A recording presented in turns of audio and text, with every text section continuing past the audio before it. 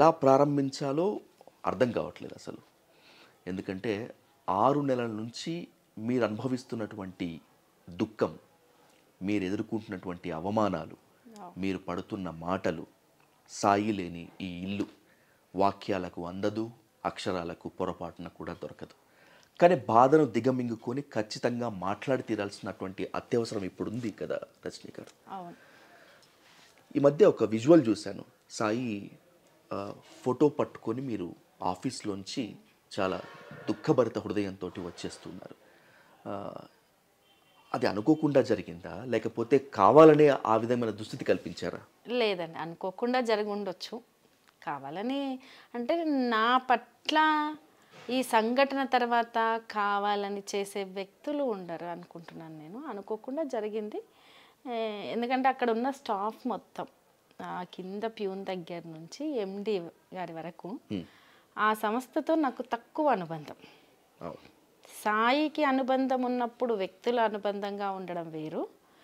నేను వెళ్ళి పనులు చేస్తూ ఇన్వాల్వ్ అవుతున్న క్రమంలో ఉండేది వేరు. నాకు ఆ సంస్థ గురించి పూర్తి స్థాయిలో ఒక అధికారిక కావచ్చు, లేదు ఒక బాధ్యతగా ఆ స్థానంలో ఉన్న నాకు ఆ సంస్థ గురించి అర్థం కావడానికి ప్రతి ఒక్కరు సహకరించారు.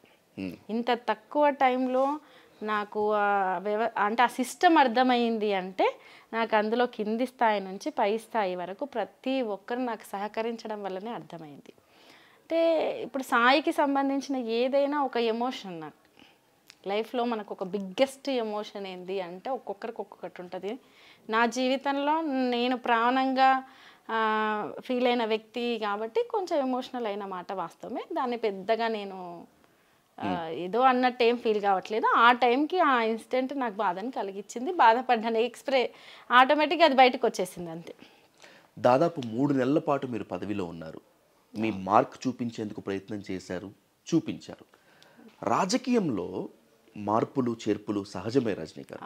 కానీ మీ విషయంలో మార్పు ఉండదు అని చాలామంది అనుకున్నారు. మార్పు ఉండకూడదు అని చెప్పి మాలాంటి వాళ్ళని చాలామంది అనుకున్నాం. కానీ పదవిని వదులుకోవాల్సి వచ్చింది. అసలు ఊహించారా ఈ పరిణామాన్ని మీరు? ఫస్ట్ ఆఫ్ ఆల్ ఎలక్షన్కి ముందు నేనేం ఊహించలేదండి. ఎందుకంటే ఈ రిజల్ట్ని ఒక్కొక్కరు ఈసారి ప్రజలు ఇచ్చిన తీర్పు అనేది అంటే ఏరియా వైజ్గా ఒక్కొక్కరి ఊహకు ఒక్కొక్కలాగా తట్టింది. ఊహించని ప్లేస్లలో అటు కావడము అలా డిఫరెంట్గా, అంటే కొంతమందికి ముందే అనిపించినప్పటికీ అది పూర్తి స్థాయిలో ప్రభుత్వం మారే అంత ఉంటుంది అనేది మాత్రం అందరూ ఎక్స్పెక్ట్ చేయండి. నాకు తెలిసి బీఆర్ఎస్ శ్రేణులు కూడా అంటే పూర్తి స్థాయిలో పై స్థాయిలో ఉన్న బీఆర్ఎస్ అధినాయకులు కూడా ఎక్స్పెక్ట్ చేసి ఉండకపోయి ఉండొచ్చు.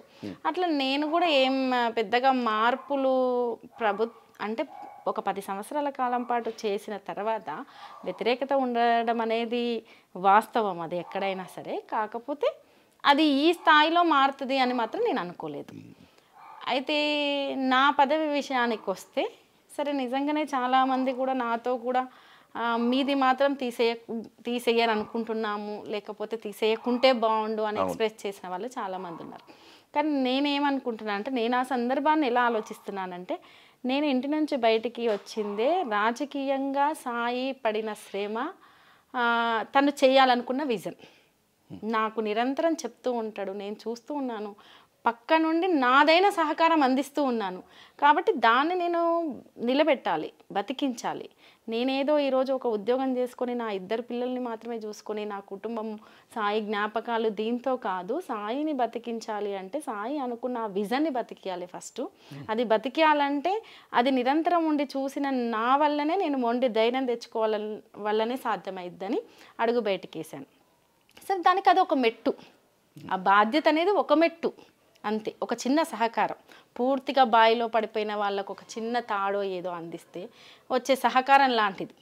కాబట్టి తీస్తారు అని భిన్న వాదనలు ఉన్నప్పటికీ నాకు తెలుసు కదండి రాజకీయాల్లో ఎలా ఉంటుంది, ప్రభుత్వాలు మారితే. అంటే మరీ అంత ఆలోచించలేని వ్యక్తినేం కాదు కదా. వాళ్ళకుండే పాలసీలు కావచ్చు, వాళ్ళు తీసుకునే నిర్ణయాలు కావచ్చు, మానవతా దృక్పథంతో ఆలోచిస్తారు. అట్లా ఉండదు కదా రాజకీయాల్లో.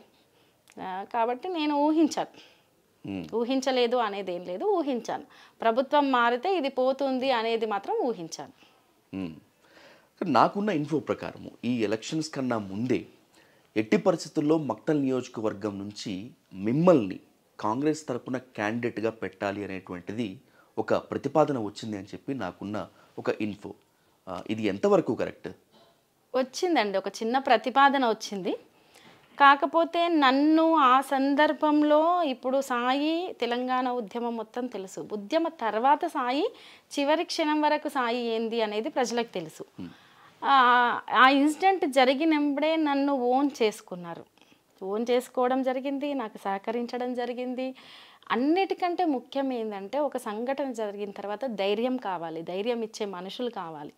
అలా నాకు బీఆర్ఎస్ పార్టీ ధైర్యం ఇచ్చింది, దగ్గరికి తీసింది. కాబట్టి ఒకటి రాజకీయాల్లో ఇప్పుడు నేను సాయి అనుకున్నదే చేయడానికి ముందడుగేసినప్పుడు మరి ఆ అవకాశం ఆ రూపంలో వచ్చింది కదా అన్నట్టు కూడా కొందరు మాట్లాడారు. కానీ నేను అనుకున్నాను, ప్రజల్లో మనము ఒక లాంగ్ విజన్ పెట్టుకొని పనిచేసే క్రమంలో తొందరపాటు నిర్ణయాలు అనేవి కరెక్ట్ కాదు అనేది నా అభిప్రాయం.